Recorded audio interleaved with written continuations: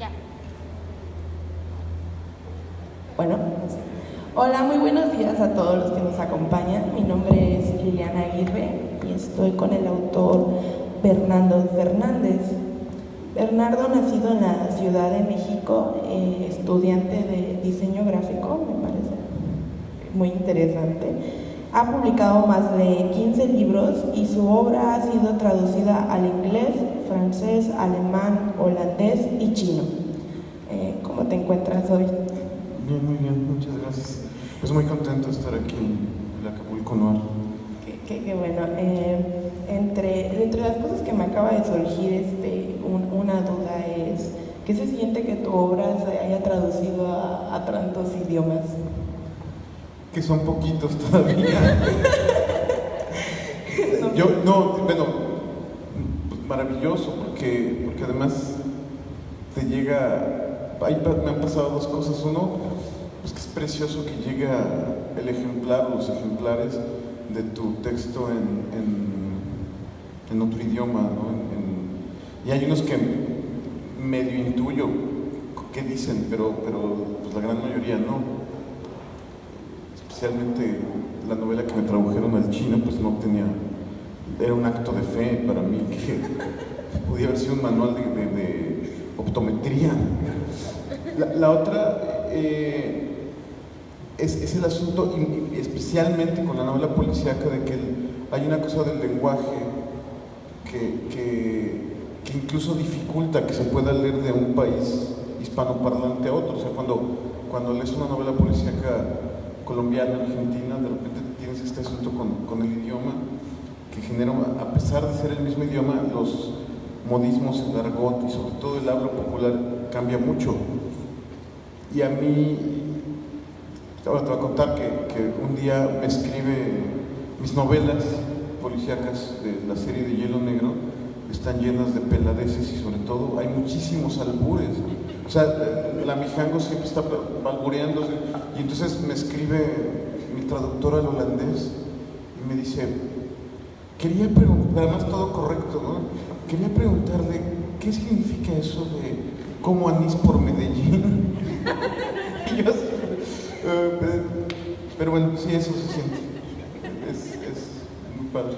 Pues es muy impresionante que ya haya sido traducida al chino, ¿no? ¿Qué pensarán los chinos de nosotros? Esa fue muy peculiar. Esa fue una novela de ciencia ficción, fantasy, que se llama Ojos de Lagarto.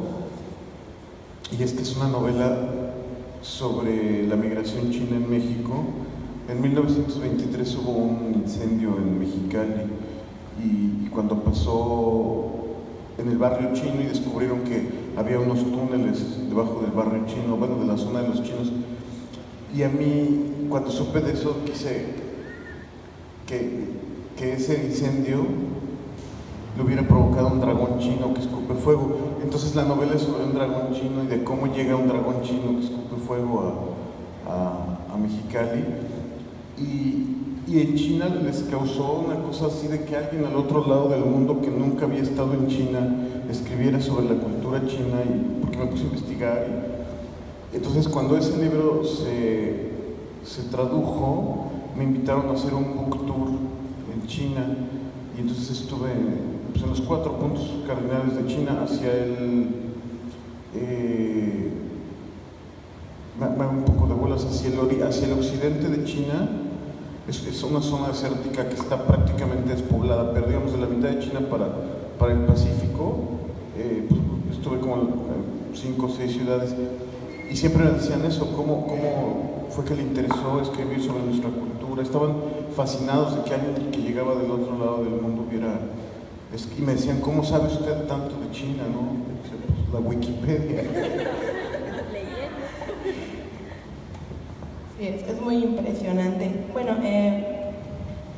una de las novelas que yo leí, o la primera novela que leí tuya, fue Azul Cobalto, que la verdad yo platicaba con el equipo de Acapulco Noir, que yo me negaba mucho a leer literatura negra, porque con todo esto que está pasando en México, en Acapulco, yo decía, no me voy a saturar más, ¿no? Si ya tengo todo esto.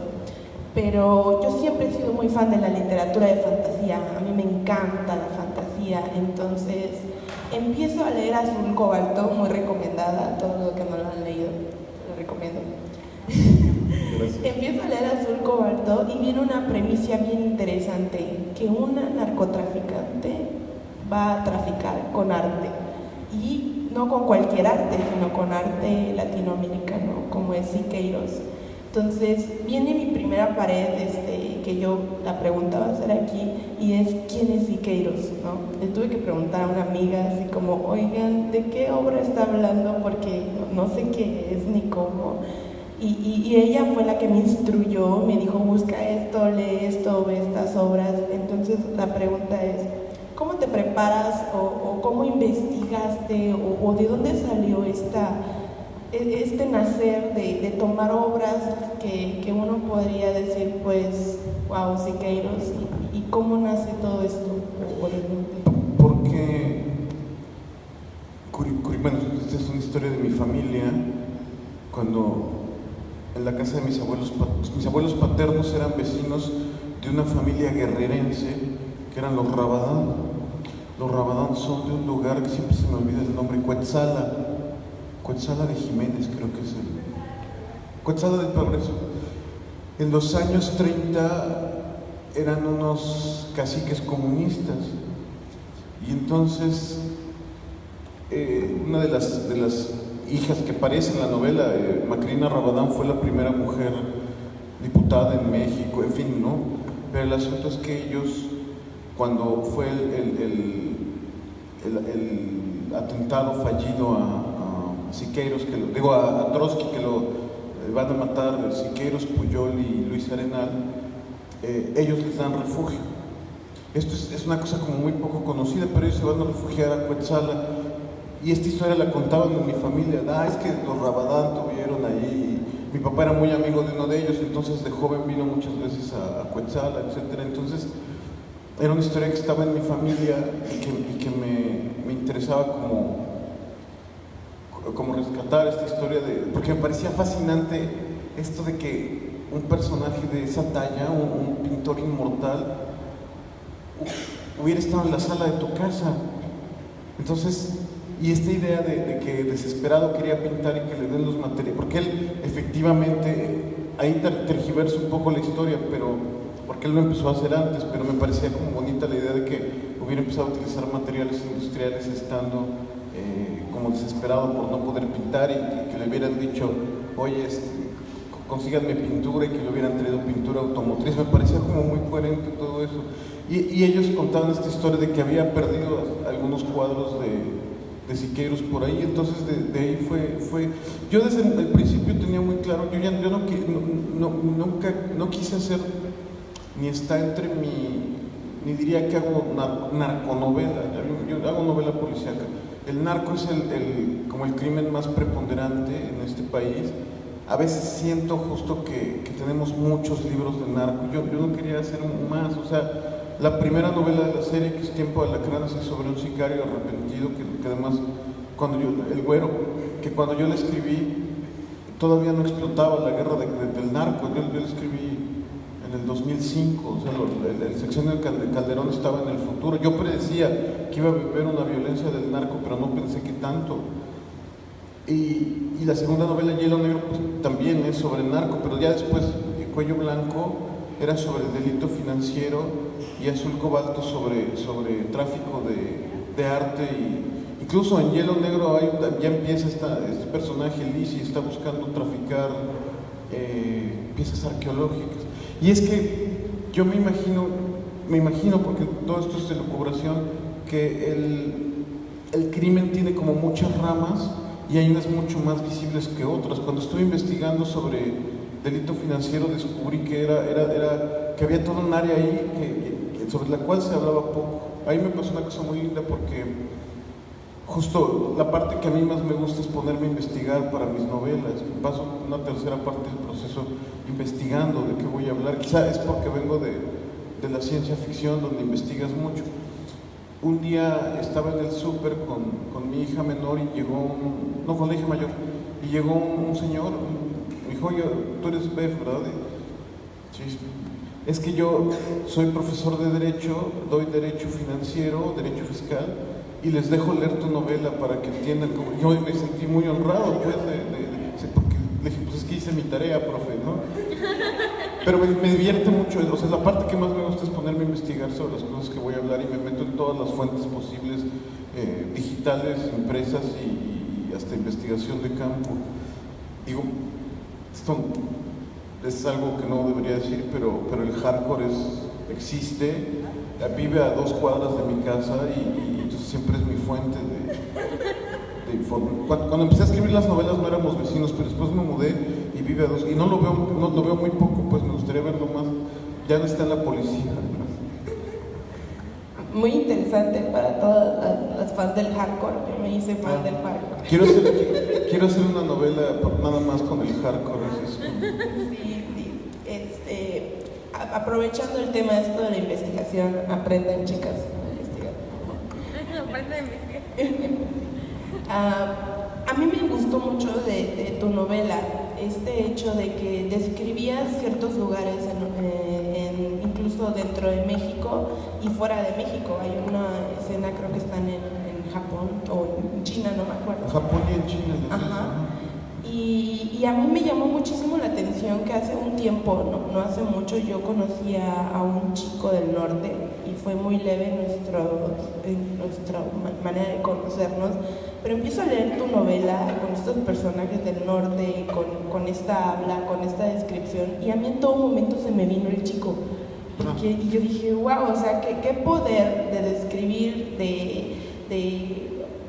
de la fidelidad de estos personajes que en sí hacen una referencia que te lo recuerda, o sea, no solo a los lugares, sino como tiene esta esencia que dice, esto lo conozco, o sea, yo cuando el chico hablaba conmigo y todo se me grabó porque dije, ay, así hablan en el norte. Y entonces vengo y leo la novela y esto fue hace mucho tiempo y me acordé y hasta le mandé mensaje, ¿no? Y dije, oye, estoy leyendo una novela y me encanta porque me acuerdo de ti. Hablan como tú. Hablan como tú, le dije, ¿no? Y cuando me dijo, ¿y de qué es tu novela? Híjoles. Entonces, ¿cómo logras esta fidelidad, esta esencia? Lo platicábamos ayer cuando nos presentaron. La mitad de mi trabajo es estar con las orejas muy abiertas y los ojos, porque te decía que el que escribe va como el pepenador, ¿no? Tú recoges frases, recoges formas de hablar, palabras, así las vas guardando, acumulador, porque algún día te pueden servir, y eso me ha pasado a mí. Con el norte hago un poco de trampa porque mi mamá es de Torreón, entonces esa cultura me era cercana y bastante familiar. No podría hacer, o me tomaría bastante tiempo de investigación hacer una novela hacia el sur del país, porque no tengo la cercanía cultural con Guerrero. Bueno, mi abuelo era oaxaqueño, pero se fue de Oaxaca, o sea, me costaría mucho más trabajo. Pero todo el tiempo estoy aquí con la manera de hablar, con las palabras, la que me decías ayer. Arrecho. Tenías un novio arrecho. Me causan como fascinación el habla popular. A mi hermano y a mí nos educaron como desde mis abuelos, eran como de hablar muy propiamente, ¿no? Con el acento lo más neutro posible, sin usar muletillas. Entonces los giros lingüísticos siempre me fascinaron, hasta incluso como cierta rebeldía, los acentos me fascinan. Entonces tengo un oído siempre muy atento a cómo habla la gente. Creo que es muy impresionante este tema, porque precisamente le platicaba yo al club de lectura de NOR que estaba leyendo su libro y dice una frase y un personaje que dice, es que mi papá trabajaba en la puerca ebria. Entonces le dice, ¿qué? Le dice, es que mi papá trabajaba en la Fuerza Aérea, así le dice, ¿no? Entonces me empecé a reír como loca en una parada de autobuses y yo dije, qué vergüenza, no pensé que se Pero en realidad fueron tantas frases que yo las iba incluso publicando y así atraje unas lectoras. Muchas gracias. Porque dije, estas frases están, bien chidas. Gracias. Se tienen que conocer. Entonces, mencióname tu frase favorita de uno de tus libros. Ay, es que, no sé, bueno, te quiero contar lo de la puerca ebria. Es que cuando éramos punks, mi hermano y yo de adolescentes, él fue a ver a La Polla Records, que era una banda del País Vasco, y en la fila conoció a un tipo de Mexicali que estaba haciendo el examen para el Colegio del Aire y se quedó en la Fuerza Aérea y lo mandaron aquí a Acapulco y luego desertó y ahora tiene una banda punk que se llama La Puerca Ebria. Entonces a él se lo oí, esa es una aportación acapulqueña a mi novela. Por cierto que debería buscarlo al José Carlos de La Puerca Ebria. Ay, no sé, a mí me gusta una, pero no me acuerdo en cuál de las novelas dice, parece que les pagan por decir pendejadas. Pero que se la decía una amiga mía. Pero no, bueno, sí, hay muchas o sea, es lugar común que llegue el escritor y dice, es que para mí, lo platicamos mucho con Paco, ¿no? Que dice, con Paco Aje, que llega y dice, es que a mí la escritura es un proceso doloroso. No, la verdad es que yo me divierto muchas veces que me estoy riendo de mis pendejadas. A mí sí me pagan por decir pendejadas. Bueno, por escribirlas. Qué bueno, yo feliz de comprar tu libro y Muchas pagarte dos. Muchas gracias. Sí pago. Muchas gracias. Menciona tu cosa favorita de escribir sobre novela negra. Que siento que somos como el reciclador de basura. O sea, todas estas cosas horribles que hace el crimen organizado. Jesús A. Rodríguez decía que el crimen organizado era lo único organizado que había en este país. Entonces pasan estas cosas horribles y desprenden toda esta porquería. O sea, lo veo como inmundicia, como basura, cadáveres, violencia, desgarro del tejido social, adicción. Hay algo de lo que se habla poco, pero todas las víctimas colaterales del narco, que son las personas que acaban en las granjas por adicción, o sea, vidas destruidas, toda esta porquería. O sea, me imagino que está aquí arriba el crimen y que va cayendo toda esta porquería, que cae como basura.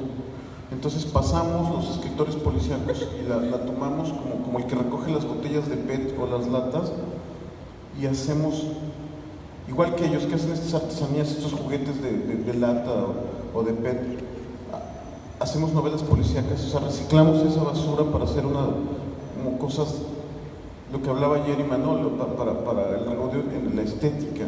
O sea, tratamos de crear una belleza, quizá en términos o en valores positivos o negativos, pero hacer con ello una experiencia estética que además me parece que es la novela policíaca es la hija prodigiosa del periodismo y de la novela de aventuras. O sea, si el periodismo y la novela de aventuras tienen una hija, se llama novela policíaca. Yo soy de familia de periodistas, mi abuelo y mi tía mayor fueron periodistas, entonces me era muy cercano el mundo del periodismo y de la redacción, y mi tía andar reporteando, etcétera, y siempre me causó fascinación.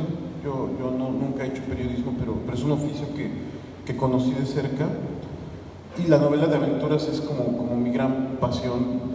Yo siempre digo que mi gran amor es la ciencia ficción, que es una forma de novela de aventuras. Entonces me parece que es eso, reciclamos esta basura y creamos cosas. Eso, reciclamos esa basura para recontextualizar de otra manera en esta clave que es la combinación del periodismo y la novela de aventuras. Bueno, creo yo que esta analogía de la gente que levanta el PET y el plástico y ustedes es muy buena, porque esta gente da mucha salud a la sociedad y al mundo al hacer esta labor de levantar, ¿no? Entonces ustedes también... Bueno, lo intentamos, ¿no? También creo que yo no creo, justo para eso está el periodismo, para reflexionar sobre la realidad, pero sí creo que en el momento en que llega a la novela policíaca también hay un proceso de sanación, incluso social, cuando podemos hablar de estas cosas. Yo por supuesto, no veo cercana un fin a la violencia ni a toda esta inmundicia, esa es la palabra, pero sí creo que cuando llegue el momento, o sea, cuando llegue el momento en que nos expliquemos qué sucedió en estos años, una de las herramientas puede ser la novela policíaca. Creo yo que es muy acertado ese comentario. Otra pregunta que me nació, en tu libro Azul Cobalto, estos dos personajes, Lizzie y Andrea, para mí fueron como, qué orgullosa me siento de ser mujer y de que estas mujeres estén en esa novela, ¿no? Incluso hubo un debate en el club que decía, es que yo soy fan de Andrea, ¿no? Yo soy fan de Andrea porque Andrea es esta chica que ruda, que se atreve, lo que yo siempre me he preguntado en mi vida, algún día me compraré una moto y podré usarla, ¿no? Y los estigmas sociales y mi salud, pero la verdad yo me declaro fan de Lizzie, entonces yo quiero preguntarte por Lizzie, este personaje loco que de repente le valió madres todo y dijo, voy a traficar arte, ¿no? Y de ahí voy a ganar. ¿De dónde nace Lizzie? Era la combinación de dos personas. Yo tuve una novia en Mazatlán que hace muchos años, que era totalmente psicótica. Y tenía estos, no psicótica, era muy extrema, pues, era como andar en una montaña rusa todo el tiempo. Y un primo mío con el que compartí, éramos roommates en México, en la Ciudad de México, y él tenía una novia que era presentadora de televisión, o sea, salía en un programa en la televisión presentando videoclips o noticieros, no sé, alguna cosa así, y era una mujer de una belleza muy peculiar, porque no diría que era bonita, pero era de una belleza que no la podías dejar de ver, y también como muy ruda, ¿no? Como solo la puedo definir así como una belleza, una perfecta belleza punk, y entonces combinándolas a ambas, también esa estaba totalmente chiflada, y la combinación de las dos me dio a Lizzie, estas dos mujeres como tan fuertes, tan extremas. Yo siento que no siento el modelo de la relación que tienen Lizzie y Andrea es el mismo de Batman y el Guasón. O sea, son indisolubles, son como una simbiosis entre no puede existir una sin la otra. Y de hecho fue muy impresionante la escena donde le falla la pistola, ¿no? Y por ahí lo intuí ese hecho. Tú siendo hombre y ella siendo mujer, Lizzie y Andrea, ¿cómo las construyes? ¿Tienes dificultades? ¿Cómo le haces? A mí siempre me ha dado curiosidad eso, ¿no? Cómo los autores trascienden estas barreras de construir personajes del otro género o incluso personajes de otros géneros o incluso personajes inexistentes. ¿Cómo lo haces? Porque creo yo que la verdad cuando leí de Lizzie y Andrea no me sentí nada ofendida, no me sentí para nada perdida, yo estaba leyendo a mujeres súper chidas acá haciendo su trabajo, entonces ¿cómo lo haces? Pues muchas gracias. Pues creo que es un ejercicio de empatía muy fuerte, tratar de ver el mundo a través de los ojos de otra persona, y solo es posible con una observación muy cuidadosa. Yo lo he comentado muchas veces, yo crecí en un mundo que éramos puros hombres, o sea, tengo un hermano, casi puros primos de mi edad, fui a escuelas que eran de puros hombres. Mis primeras compañeras las tuve a los 18 años cuando llegué a la carrera a estudiar diseño, además que eran casi puras mujeres, y esto provocó dos cosas. Uno, que las mujeres me dieron terror hasta los 35 años, y la otra que siempre lo femenino para mí es una fascinación. Ahora ahora tengo 2 hijas, entonces vivo como en un mundo muy femenino, soy el único hombre en la casa, pero es una fascinación de toda mi vida. Entonces lo que quise, estas novelas son un homenaje a la mujer. O sea, hay una observación muy cuidadosa de la mujer, de lo femenino. Lo que quise es que fuera una construcción, iba a decir respetuosa, pero más bien pienso una construcción coherente de los personajes femeninos, que no parecieran travestis, o sea, que no parecían un hombre vestido de mujer, sino que sintieras que es una mujer. Y fue muy bien logrado, la Muchas verdad. gracias. ¿No? Andrea, a pesar de que era masculina con su moto y acá siempre bajándole el ánimo al hardcore, pero lo hacía como mujer, ¿verdad? ¿No? Entonces, creo yo que ese tema, ayer hablaban del papel de la mujer en la novela negra, ¿no? De que decían, es un mundo de hombres. Yo soy estudiante de sistemas y sistemas es un mundo de hombres. O sea, la mayoría son hombres, entonces me llama mucho la atención este tema, ¿no? Ayer lo platicaron y decían, pues no, ya en la novela negra ya hay más autoras, ¿no? Es un mundo de hombres y pues también en la novela hay más mujeres. ¿Tú qué opinas al respecto? Hay más mujeres que hombres en este país por un 1 o 2%. O sea, sí, supongo que hay actividades cuya naturaleza es proclive a la masculinidad, pero el mundo somos hombres y mujeres. Me interesa especialmente siendo papá de 2 niñas. Bueno, creo que me indican que ya es tiempo de las preguntas. Sí. Las preguntas, chicos, chicas.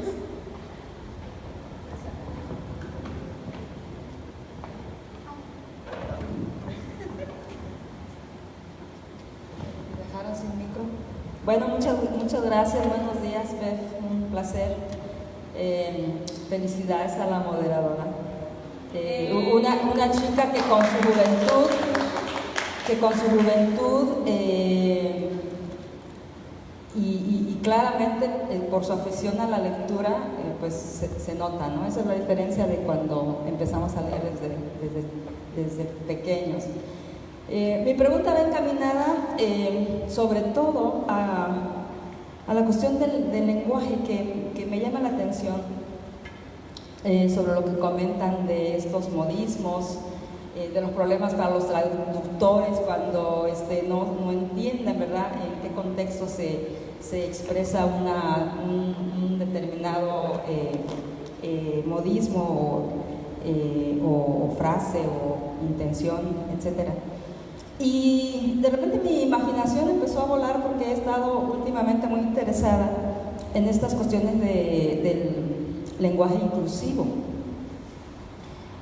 Si bien es cierto, el lenguaje es flexible, ¿verdad? O sea, la misma historia nos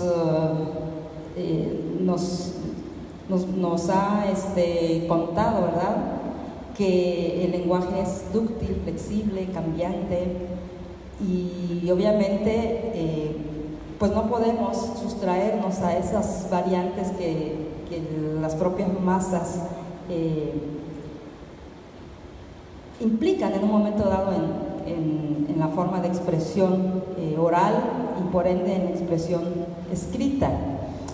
Y yo me dedico a hacer teatro y de repente yo dije, con el lenguaje inclusivo, si yo tuviera que encontrar un texto, sería como una maraña, ¿no?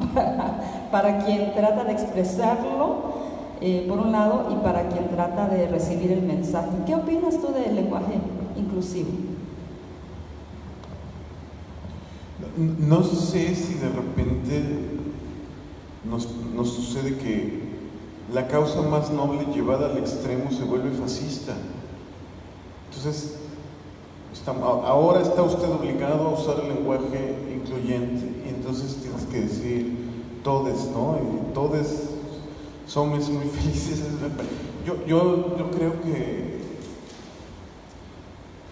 que lo que tenemos que hacer es una sociedad inclusiva. Eso del lenguaje me parece un poco excesivo. Ya en lo escrito a mí me incomoda. Y claro, soy otra generación. Prefiero ser inclusivo como persona que clavarme en esos detalles.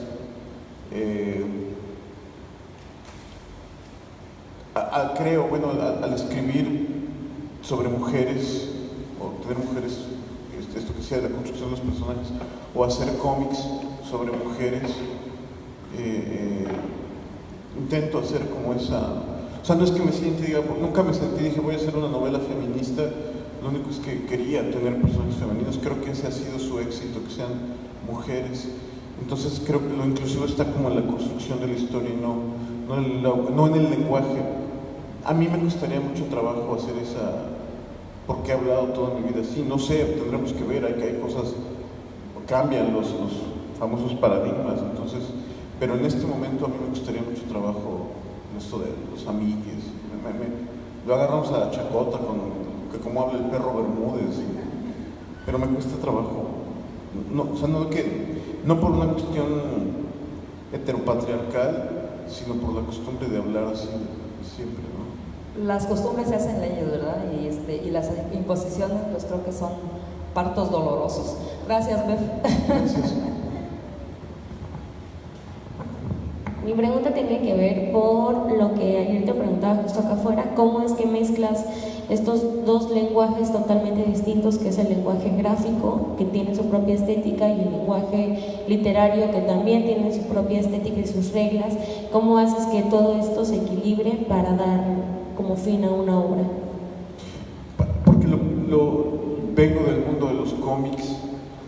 Yo lo que hacía guiones para otros dibujantes que nunca dibujaban, y entonces me puse a dibujar los cómics con palabras, construyo a partir de esta, y además mis primeras lecturas donde dije me voy a dedicar a contar historias, o sea, las primeras lecturas que me inspiraron a contar mis propias historias fueron cómics. Cuando era adolescente leí en la misma semana The Dark Knight Returns de Frank Miller y Watchmen de Alan Moore, entonces dije, sí, yo quiero contar historias, y ahí empecé como a intuir los instrumentos narrativos. Yo pienso que el narrador lee los libros como un niño que desarma juguetes, ¿no? Para ver cómo son los mecanismos, o haces como ingeniería al revés, ¿no? ¿Cómo se llama en programación? Ingeniería al revés, ¿no? Ingeniería inversa, ¿no? O sea, así está, pero ¿cómo le hizo para que funcionara así? Y yo todo eso lo intuí, lo aprendí del mundo de los cómics, por eso tengo por eso son tan visuales mis textos.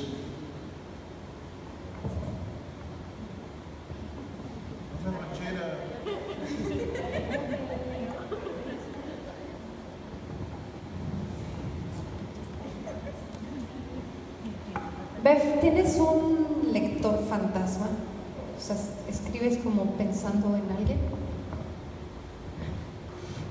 ¿Sabes que no escribo pensando el libro que a mí me gustaría leer, así en el egoísmo más puro y la egolatría más espantosa? Yo siempre, mi motivación es el libro que me gustaría leer, que siento que todavía no se ha publicado y que yo quiero. Entonces, que no es lo mismo que decir que escribo para mí, ¿no? O sea, porque eso sería una satisfacción masturbatoria. Lo pienso como a mí, y por eso siempre que cuando se acerca aspirantes a escritores, ¿qué tengo que hacer para escribir? Pues tienes que leer mucho. Los escritores fundamentalmente somos lectores, entonces tienes que, entre más leas y más amplio mejor, porque eres un lector muy exigente, que puedes tener estándares de calidad altos para ese libro que nadie o que sientes, más bien sientes, o tienes la suficiente arrogancia para decir es que nadie ha escrito una novela sobre esto. Entonces, sí, o sea, digamos que escribo como para ese lector cercano a mí o de gustos afines, pero no es alguien en concreto.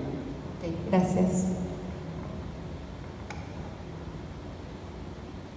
¿Alguien más?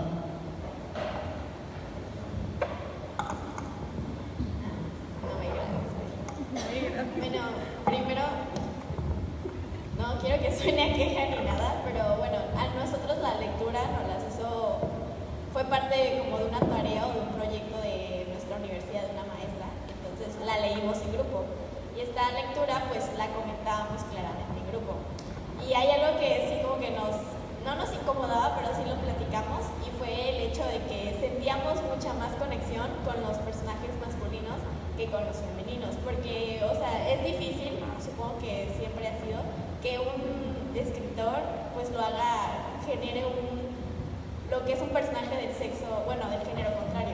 Sí. Entonces, pues, cuando leíamos a las dos personajes, que era Lizzie y Andrea, entonces siempre era como muy por encima, ¿no? O sea, como que no sentíamos realmente, sabíamos lo que pensaba. Y por ejemplo, cuando leíamos a la parte de Siqueiros, cuando se explayaba diciendo lo que las pinturas, y que, o sea, que era pues una burla para él por todo lo que representaba su arte y las cosas que le traían. Entonces fue una parte que sí como que nos decíamos, bueno, es complicado, pero, o sea, creo que parte de lo que sí es eso. Y pues, no sé si aceptes recomendaciones, bueno, yo no soy nadie, pero si alguna vez llegas a volver a escribir, pues como que sí nos gustaría que pues le metieras como más feeling a las mujeres, si vuelves a ser un personaje femenino, claro. A la próxima novela te llamo por teléfono. No quiero que suene a queja, de verdad. No, muchas gracias. Nos gustó, y de hecho, bueno, ya es una parte, ya cuando leí la obra, la verdad, me gustó mucho porque el lenguaje, normalmente en los libros, pues no suelen usar un lenguaje que digas así. Siempre el léxico es como muy firme, muy así, muy romántico, ¿no? Y al leerlo, las groserías y todo, la verdad nos cagábamos de risa en el salón con las groserías que decíamos, y la verdad la maestra cuando lo leía, pues también se cagaba de risa por lo mismo. O sea, fue una parte padre porque aparte sabemos que es México y realmente así es la forma en que se habla. O sea, por lo menos en el día a día así hablamos, o sea, con groserías, con todo ese tipo. Entonces ya era todo lo que tenía que decir. Gracias.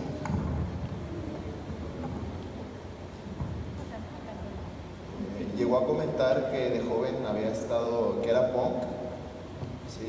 Y mi pregunta es, ¿cómo influyó esa cultura punk en lo que hoy es usted y para escribir este tipo de novelas? Bueno, sigo siendo, si no es catarro, ¿no?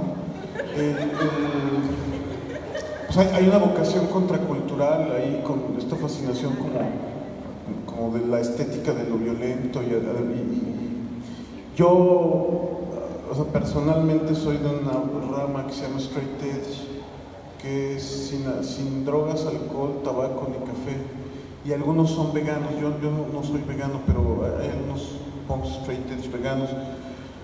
Entonces llevo 20 y tantos años sin sustancias, y escribo mucho sobre sustancias. Entonces en las novelas, especialmente Hielo Negro, supongo que es una actitud y una estética esto de lo punk. Además, bueno, cuando surgió era algo como muy revolucionario y violento, ahora es una cosa de viejitos, ¿no? Acaba de tocar el martes, me parece, el cantante de los Sex Pistols con su banda, la de Public Image Limited, tocó en Ciudad de México, y es un hombre de 60 años o 62 años. Entonces,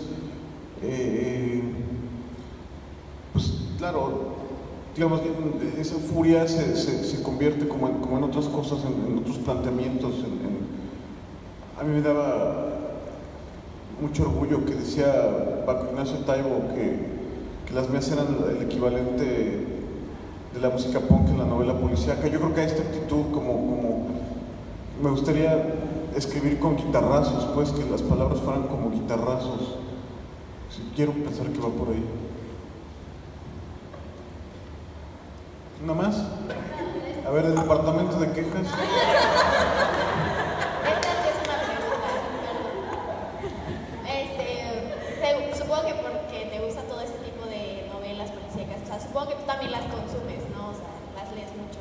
¿Y alguna película que te guste o así, de este género, que me puedes recomendar? Es que la verdad no soy muy de películas de este tipo, veo otro tipo de películas, pero como es tu género, entonces quisiera saber si tienes alguna película que me digas. ¿Películas policíacas? Ajá, que veas así está. Uy, muy buena. pues mira, mi favorita es una combinación en realidad yo siempre digo que la novela policíaca ha sido como la que me ha dado todo, pero mi gran amor es la ciencia ficción. Entonces estoy ahí como entre ellas dos.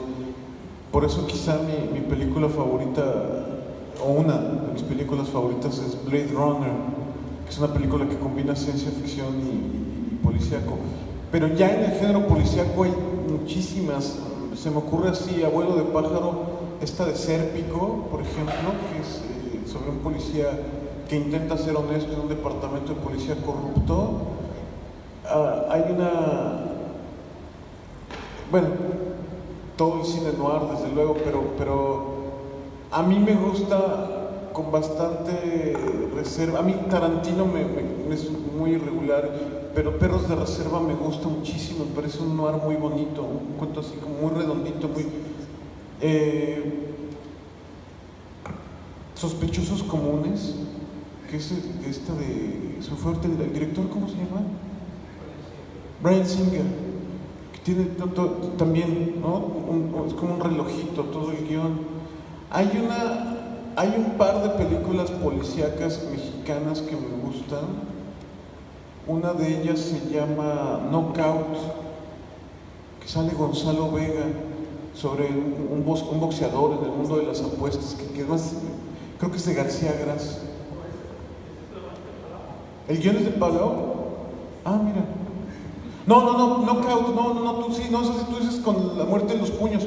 No, esta es una película de los 80 que se llama Knockout, que sale, es antes, se llama Alejandro Parodi, sale Gonzalo Vega.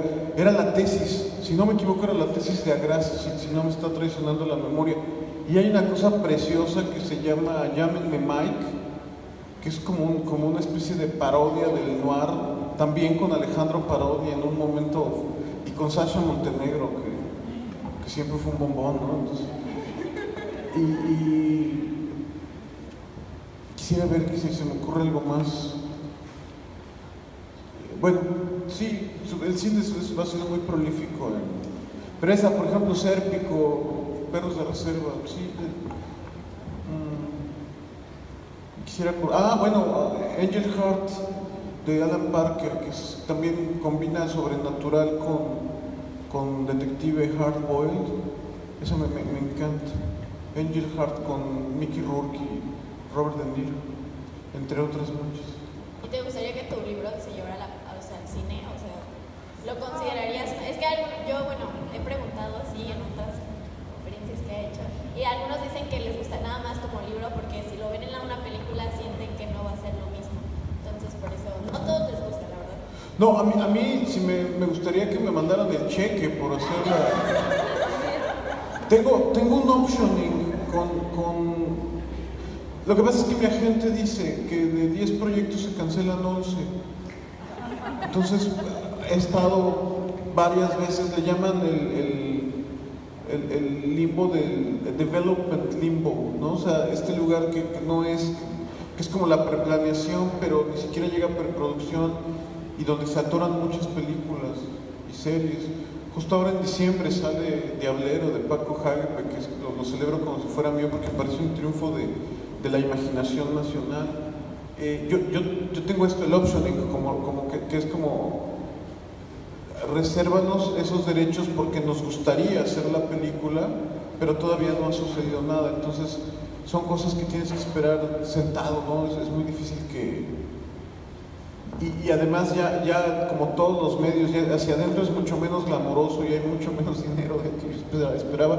Pero sí me gustaría, y bueno, algún día, claro, supongo que hay, cuando ya no es tu obra, ¿no? Ya es de alguien más, tú solo pusiste como la semilla de la idea y puede cambiar mucho.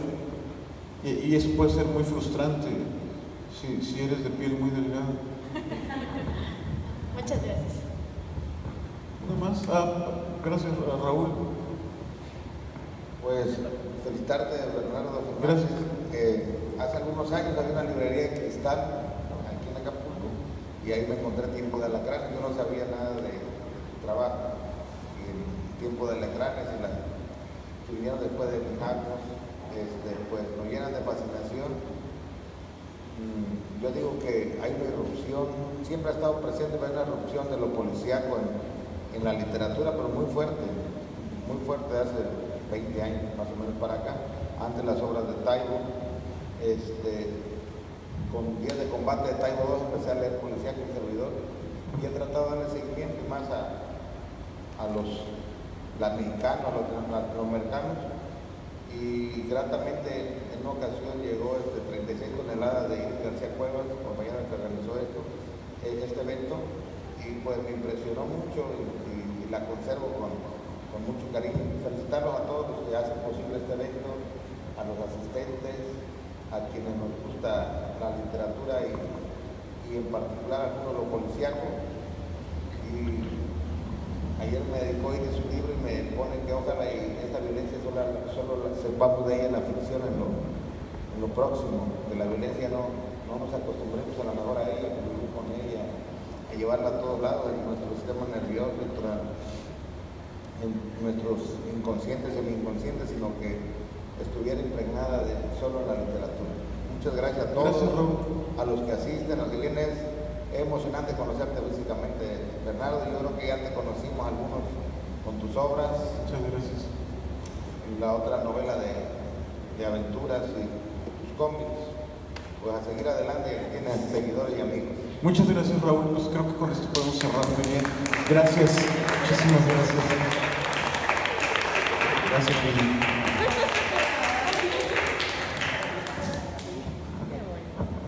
Bueno, pues entonces vamos a concluir esta mesa. Todavía a Bernardo lo vamos a tener en otra charla, en la presentación de los bárbaros el día de mañana.